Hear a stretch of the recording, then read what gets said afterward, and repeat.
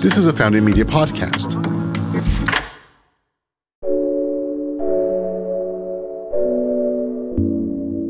Hi, everyone. Welcome to Great Society. I'm your host, Constance Dykhuizen, and I'm here today with Alan Graham, the founder and CEO of Mobile Loaves and Fishes here in Austin, Texas. Hi, Alan. Hey, how are you? I'm excited to be here. I'm doing awesome, man. How are you doing? I'm doing great. Thanks for coming today. Yeah. So I'm talking to you at a really exciting time. Mobile Loaves and Fishes last year celebrated 20 years. Can you kind of take me back to the beginning and tell me a little bit about how you founded Mobile Loaves and Fishes, what some of your challenges were getting started, some of your successes early on?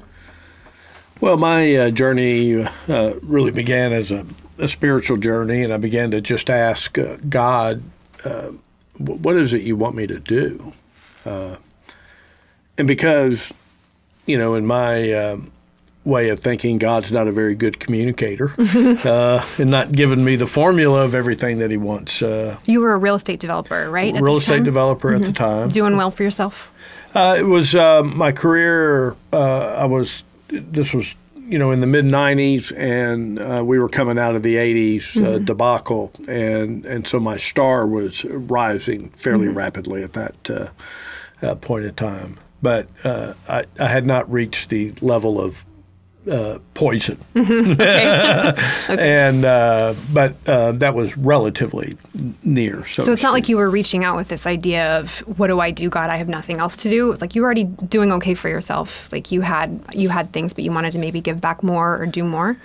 Yeah, I mean, it was, again, the spiritual journey where, you know, I felt the presence of God deeply embedded into my heart. And, you know, at first it just begins with doing simple things at church, volunteering to be something or to cook something or to help someone or something like that. And then one day in 1998, Tricia and I, my wife, were having coffee with a girlfriend of ours, and she was telling us about this ministry in Corpus Christi where on cold winter nights, multiple churches would come together, pool their resources to take out to the men and women that were on the streets of Corpus. And at that moment, the image of a catering truck, or what some of us more affectionately call a roach coach, entered my brain as a mechanism from those of us that have abundance to those that lack. And as a serial entrepreneur, I couldn't get that idea out of my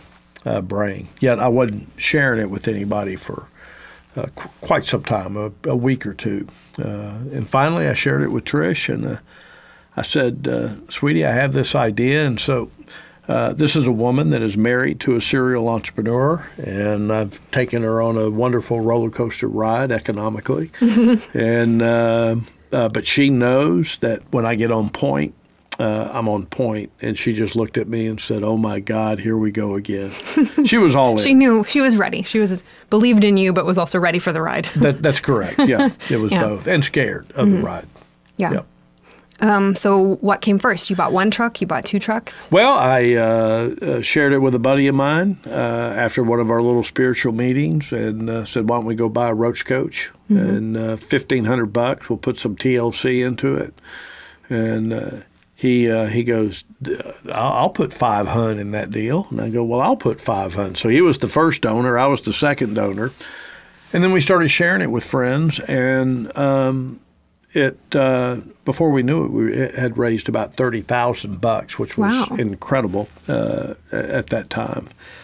But we had to find out whether 5 white guys from Westlake Hills, and for your audience that doesn't know, Westlake Hills is kind of the Tony zip code of Austin, fancy part of town, and that's where I lived, in that fancy part of town. And to think that these 5 white guys in the fancy part of town were going to go and feed people in the not so fancy part of town was almost pretty funny. But nonetheless, we started going out in the back of one of my buddy's green minivans. So people could see you coming. That's good. Yeah. And that first night, September 13th, 1998, in that green minivan was a mind blower. Really? And I knew at that point that I was hooked. How long before you quit your day job? Well, that was probably 2003 by the time I was able to fully exit out of all of that. From a mental point of view, it was probably within about a year when, I knew that I was being called and I was having fun doing this. But there was no income at this. Yet I'm raising 5 children in Westlake Hills. So, but by 2003, I was fully out of my real estate gig. When did you first have the idea for the Community First Village? Do you remember? Yeah. When that would have been about summertime, fall of 2004, when my buddy, Bruce Agnes, who was the guy that I first shared it with, and he was going to put the 500 in, called me up and said, "Hey, man, I'm looking at buying a ranch out near Fredericksburg. You want to go and look at it with me?" I said, "Yeah, dang right. Opportunity to go drink a beer with him." And, and we go down there, and this ranch had been leased out as a hunting lease, and there was a hunting camp on that property. And when we drove up, there's an RV in the hunting camp, and I jumped out of the truck and ran over to this RV and opened the door and looked in, and I looked at him and I said, I could live in something like this, not this particular unit. What would it cost us to buy one of these units, having no experience with RVs? And he goes, $3,000 to $5,000 all day long. I go, "You are joking." He goes, "No." I go, "For $3,000 to $5,000, we get one guy up off the streets?" And he goes, "Yeah." And I go, "We're buying an RV." And by the end of the year, probably December timeframe, we bought our first RV. And by March of 2005, we lifted my buddy Sam, who still lives with us in the village, off the streets into that RV. Wow. That's amazing. I got to meet you when you were checking out the site, trying to anticipate kind of what was going to be where and everything like that. And it was a really exciting time. When that started to come together for you, Community First, what did you know you needed to put that community together? And for those people that don't know, could you maybe describe a little bit about what Community First is today? Well, today it's a 51-acre master planned community. We call it an RV park on steroids. It's hard to describe. And no matter how good we articulate this, it's still not going to be sufficient until you come out there and see it. But look, we have an outdoor Alamo Drafthouse movie theater, a 500-seat amphitheater. We have a B&B that's one of the most successful bed and breakfasts anywhere, medical clinic, community market, a car care business, an art house, pottery operation, glass blowing, woodworking, blacksmithing. Just had an incredible blacksmithing competition recently. Full-blown organic farming operation, plus much more. It's quite extensive. Built on the fabric that we believe the single greatest cause to homelessness is a profound catastrophic loss of family. It's not drug addictions or mental health issues or affordable housing and living wages. Those are important. Those are symptoms, perhaps. Those are, and they exacerbate homelessness, but that's not the root cause of that deal, because in all of our families, and everybody that's listening to this, you have a drug addict, an alcoholic, a mentally ill. We have all this in all of our families, and we manage to come up underneath all that dysfunction to keep people up off the streets. But there's a very small percentage of our population, in our case, 6/100ths of 1% of the Austin population are subject to that being out on the streets. How long did it take you to learn that lesson, that it was community? Because I think a lot of times we do attribute homelessness to alcoholism or to choices or just lack of economic resources. Like, when did you learn that it was community? Or did you already know, or did you have to, how did you learn that lesson? No, there's kind of a term that we call spontaneous order, that when you get focused on doing something, but you're open to other people bringing their fingerprints into your vision, it allows for a level of spontaneity to occur. Like, who would ever plan an outdoor Alamo Drafthouse movie theater and a bed and breakfast in the middle of a community designed to lift the most despised, outcast, and drug addicts and alcoholics, prostitutes up off the streets. It makes no sense on paper, but in reality, it makes all kinds of sense. So along this journey of this spontaneous order, as we're learning things, as I'm sleeping on the streets with my friends, and I've spent about 250 nights on the streets with my friends over 15 years, there's like a common denominator that they come from a broken family. I came from a broken family, but I didn't end up homeless. But they came from a profoundly, catastrophically broken family. And then in 2008, a book was published called Beyond Homelessness, Christian Faith in a Culture of Displacement that began to put the skin over my anecdotal skeleton of knowledge that I was spontaneously receiving from the streets. And that's when kind of the aha moment of this disconnectedness that we're experiencing, particularly in our American culture. You don't have to use their names if they haven't given you permission to do so, but can you introduce us to some of your neighbors and residents? I know you live on site at Community First, and this has been a big part of your life. So can you introduce me to some of your neighbors? Well, yesterday I did a podcast with my friend Robin, who I've known for 12 years. Trish and I are the godparents of her daughter, Avery. Robin has been a drug addict and alcoholic, has had to prostitute in order to support those things, has been raped at knife point, and has suffered an extraordinary amount of abuse, comes from a catastrophically broken family background. Both her mother and father were alcoholics. They divorced early. Her father recovered but remarried. The mother never recovered from that. And the story from her podcast yesterday, about forgiveness, reconciliation, healing, and redemption was nothing short of powerful. And Penny right now, who's another good friend of mine, who lost her husband last August, who suffered a massive heart attack and died 10 days later, surrounded by 8 white women, an Asian woman, and a Hispanic woman.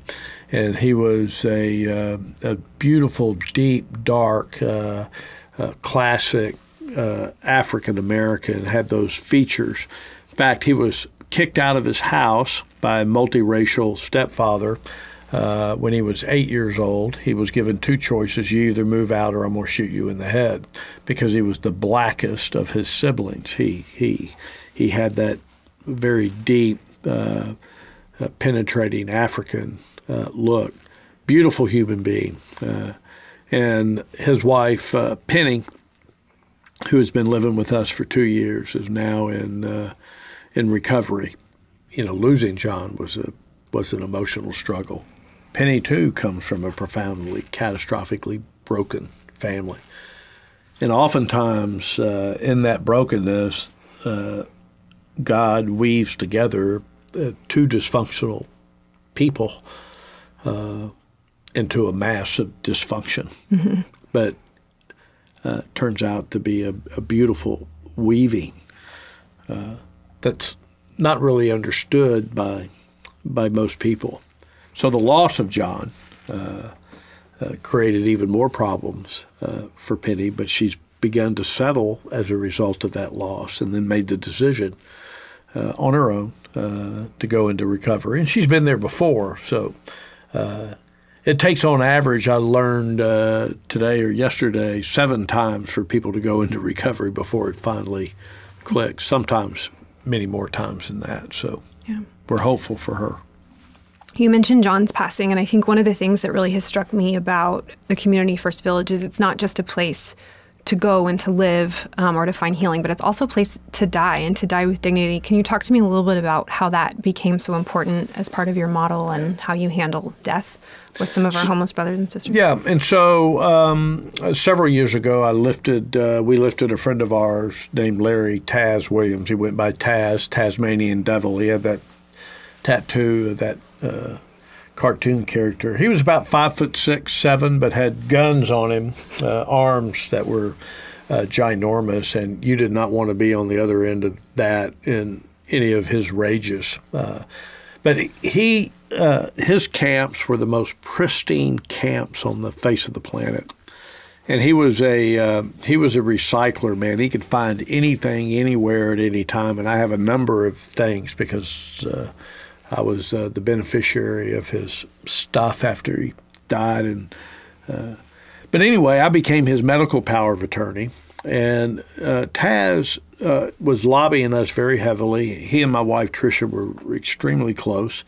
Was lobbying us, particularly her, to be the first resident moved out of one of the privately owned RV parks that we were in into the village when it opened. But on November 20th, 2013, he passed away 2 years ahead of when we were going to open the village. I was his medical power of attorney. Mm-hmm.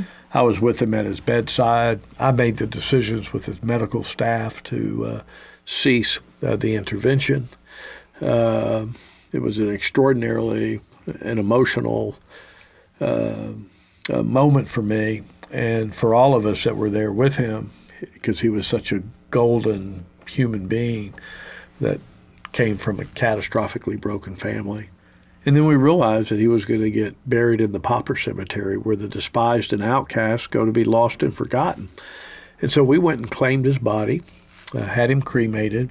I went and purchased a columbarium, a 24-vault columbarium, set it up, and on Easter Sunday morning, 2014, he became the first resident out at Community First Village, and now we have named a memorial garden after him. There are now 14 or 15 people interred in that columbarium, and it's opened up this end-of-life ministry for us, and people are signing end-of-life documents, medical directives, medical power of attorneys, DNRs for do not resuscitate, body dispositions. They now want to be cremated, and we hand make in our wood shop the urns, and then we have etched in granite their names that we're going to inter them and celebrate their lives and remember them for as long as we live. And we euphemistically talk about we'll tell lies about you for as long as we're alive. So you have these people that you are family with, that you do life with, you go to their camps, you see them on the streets, you bring them into Community First, they become a part of your family. What have you learned in this time about what people are actually needing and what they're looking for in community, and how do you become that for them? Yeah, and so if you believe what we believe, that the single greatest cause to homelessness, overwhelming almost exclusively, is the profound catastrophic loss of family. And then you begin to understand that the original cell of social life is the family. This is the place where you and I are created, and this is that place where you and I should be nurtured and formed over time. And when we are created, we're each created with two innate qualities. One is we each desire to be fully and wholly loved, and then each of us desires to be fully and wholly known, to be valued for who we are as a human being.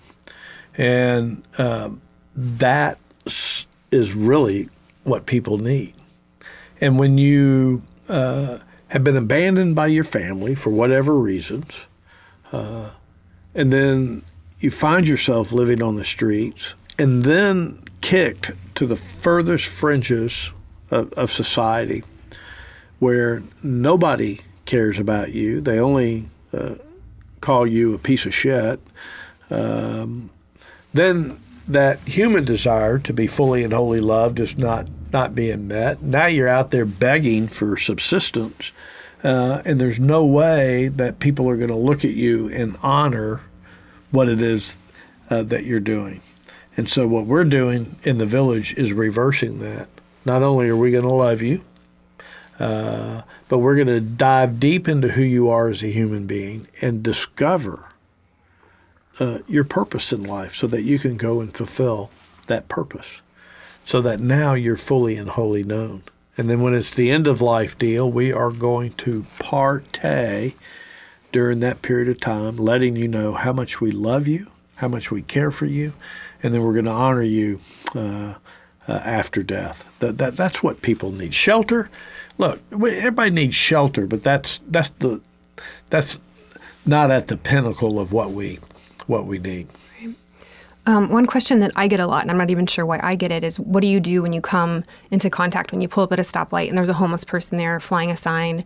How do you answer that question when people say, what do I do? Or I feel so guilty, or I don't know how to respond. How do you respond, and how do you suggest other people respond? Well, first and foremost, I would acknowledge their existence on the street corner. So that actually means that we kind of got to look into each other's eyes. Mm-hmm. So why not look into their eyes, and why not acknowledge them? You can shoot the peace sign. You can roll the window down. You can God bless them or say hello. Just that simple human acknowledgement actually goes a long way. And then I suggest being generous to them. They're not there. They're not making much money there. And so I give all my friends money. I kind of feel like that my giving relationship is a one-on-one relationship between me and God. And my gift to you is an unconditional gift from me and God to you. Go do what you want to do with that gift. So no expectation. I have no expectations. Mm-hmm. And there's no doubt in my mind that periodically, if not often, crack cocaine is going to be purchased, cigarettes are going to be purchased, alcohol are going to be purchased, whatever. But the reality is, when you're living in that misery, how you self-medicate from that misery, that's your business. Yeah, that's really powerful. I don't think enough people think that way. So thank you. Another question I have would be, so when you talk about just on the individual level giving, you've done a really good job of kind of leveraging up in the philanthropy community and getting a ton of resources for the community first model and to keep this thing going and now growing. I've noticed that even entrepreneurs especially are really drawn to your model. Every time I'm out at the village, there's entrepreneurs that are there that want to kind of solve a problem with you, or that are donating funds or want to be involved. My boss, John Paul DeJoria, loves what you're doing, and he always wants to chat with you about what you think is next and what's happening. How have you kind of harnessed that imagination, that like entrepreneurial imagination in what's typically like a nonprofit space? How do you do that? Well, I'm a very relationship-oriented guy. I've just been kind of that networker, promoter, hugger type of human beings, and so I think other entrepreneurs like that. If you take somebody like John Paul, the cloth that he's cut out of, that compassionate yet promoter cloth, we can do anything type of deal. I think he's attracted to other people that feel like that they can do anything. And he wants to get up underneath people that can do anything. And I think a lot of times entrepreneurs like myself or like a John Paul have probably been told many times, especially early on, that you can't do that deal, or you're not going to be good at that thing. You can't make money selling shampoo, or whatever was told to him, or you can't build a village, or that's not going to work, or what's going to happen when 250 of those people, and then all of a sudden it starts coming together. And look, he's attracted to the passion. People like us are attracted to people that are passionate, and you almost always invest in the passion and not the thing. Mm-hmm. And it turns out that the thing worked. Somebody invested in John Paul DeJoria over shampoo. Yeah. You know what I mean? They didn't invest in the shampoo thing. They invested in the passion of the human being that was promoting that. So I think that becomes kind of an electromagnet for people that are cut out of that kind of cloth. And then there's the, we have abdicated our responsibility to care for our human beings to City Hall, state government, in Washington, D.C., and that deal doesn't work very well. And I think there's such a valuable place for the marketplace to participate. And so I think that's another thing that resonates with the entrepreneurial community. Yeah, can you tell me a little bit about the cost per resident, or kind of for an MLF intervention with somebody or to help somebody get off the street? What does that cost as compared to federal housing or local housing programs? Well, if you look at phase one of the Community First Village, all in 27 acres, 225 homes, all the infrastructure that you see there, the movie theater, the amphitheater, the B&B, the clinic, everything that's there was about $67,000, $68,000 per unit, times 225 units. A typical HUD housing on a national basis is $255,000 per unit with no other amenities outside support of services, other things like that. Yeah, that's right. Wow. And so we're able to scale quite a bit faster than the government. And the government's it's burdened with its bureaucracy for a lot of reasons. And I'm not here to knock our government. I love our government. But there's some things that it just shouldn't do. It should be our collective responsibility as the village to care for the village. It's that simple. What would you say to somebody that's like, hey, man, that's not for me. I didn't make those choices. That's not my responsibility. How do you kind of draw people in or let them know that there's a place for them, or that you need them, or that they have that responsibility to people? Well, I try to gently take people through reality. And what I typically do is I take people back to when we were 12 years old. And you were laying in bed at night. And you were in that little twilight phase, dreaming about your future, looking out the windows at the starry, starry night, dreaming about what you were going to be.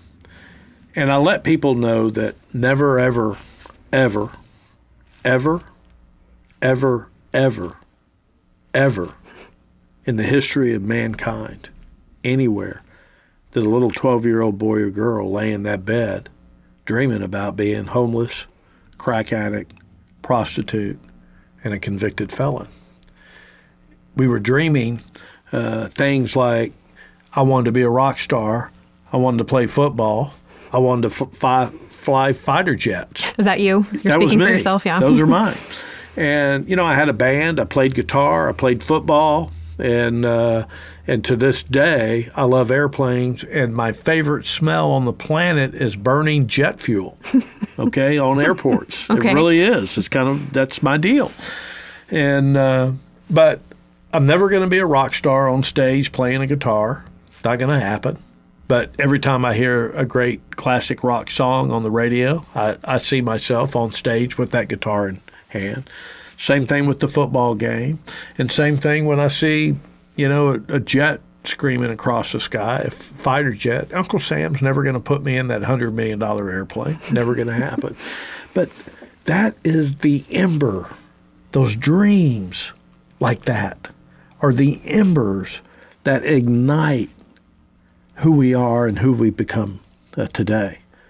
And so I try to get people to realize that person standing on that street corner never, ever chose to be there.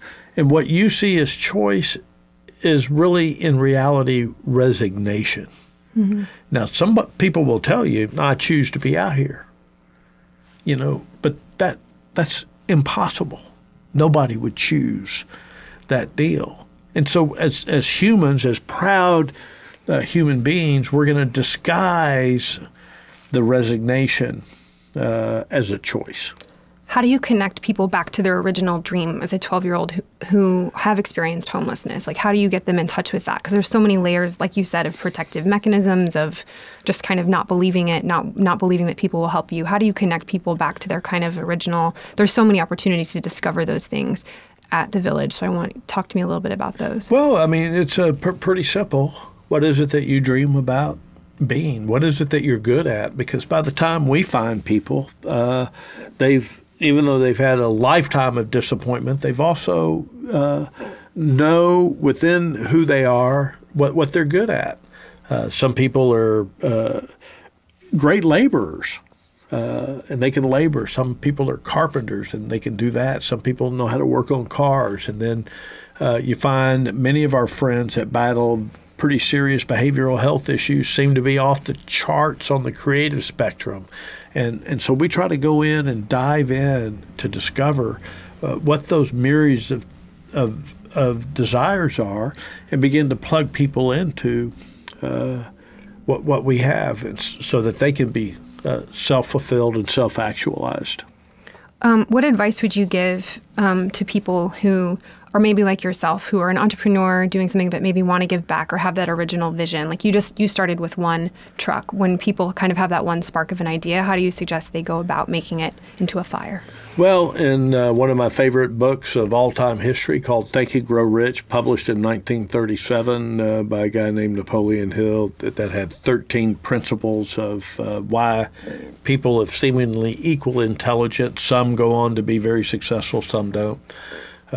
There was one chapter in there called The Subconscious Mind, and it's like the food truck was somewhere back in my subconscious mind. I have no idea where that came from, how it came. I think it's a godly thing. Suddenly, because of that coffee that we were having, it entered into my conscious mind. Mm-hmm. And we should pay attention to those thoughts and start doing those thoughts. Now, when I started that journey, there was no desire to get out of the real estate business. That just happened along the way. And so I would just say to people that when that idea comes up, just say yes and then go do it.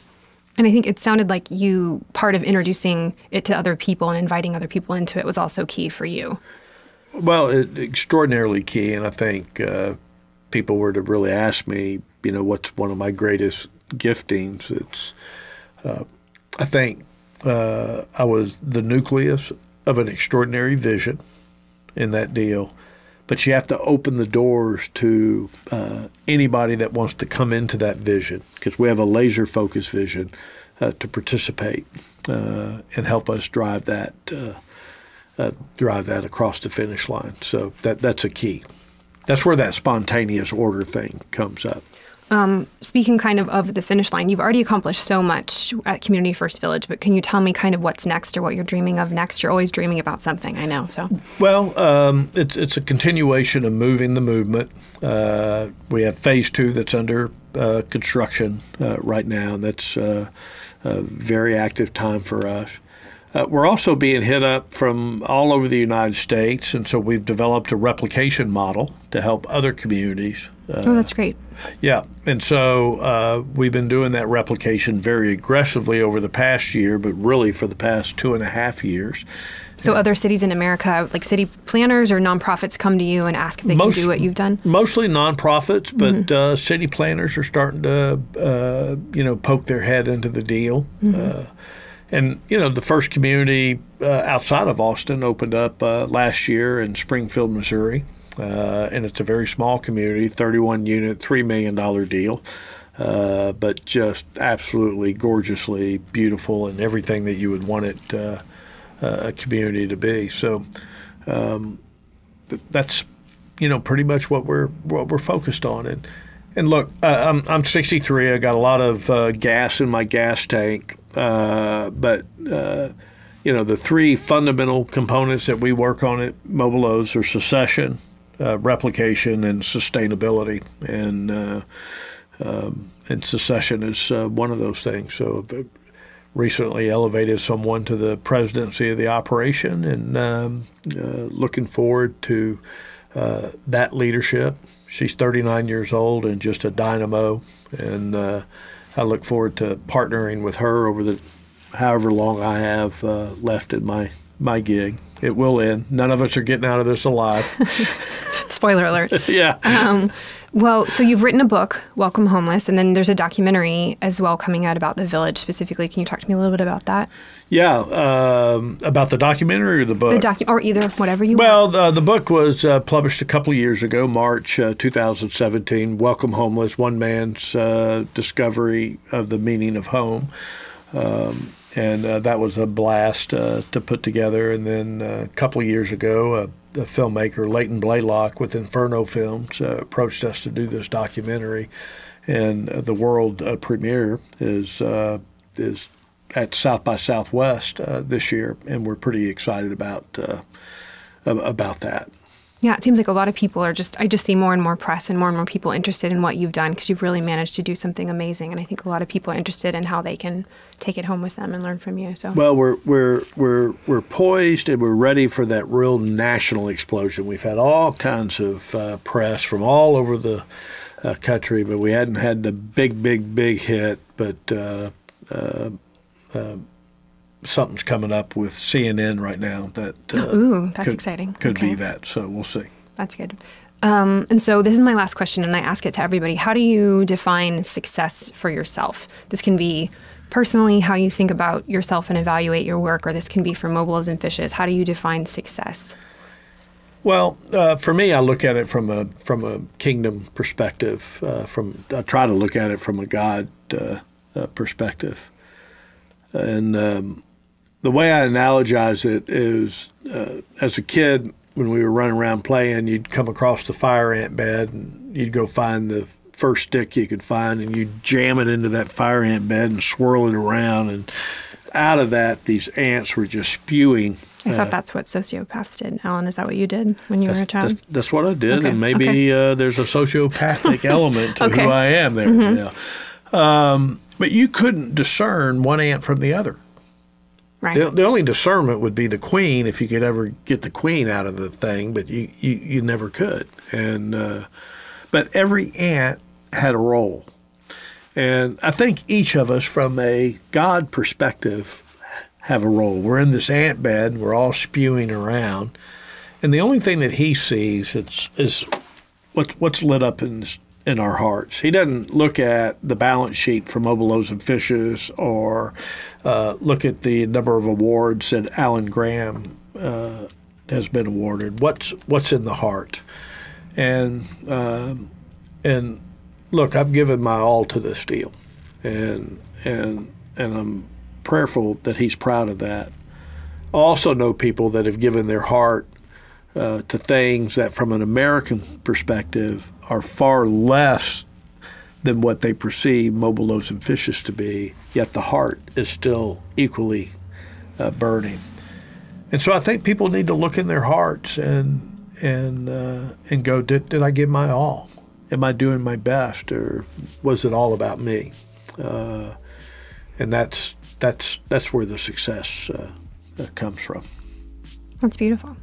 Thank you very much, Alan, for being here today. I really appreciate all that you've done and your work and what your team has put together. And it's always so exciting when I get to go out there and volunteer, clean the chicken coop, or dig around in the garden. It's always a great time to be out there. So thank you for what you've done. Well, when you think about the fingerprints on our movement, yours are some of the largest fingerprints on that deal, and you need to.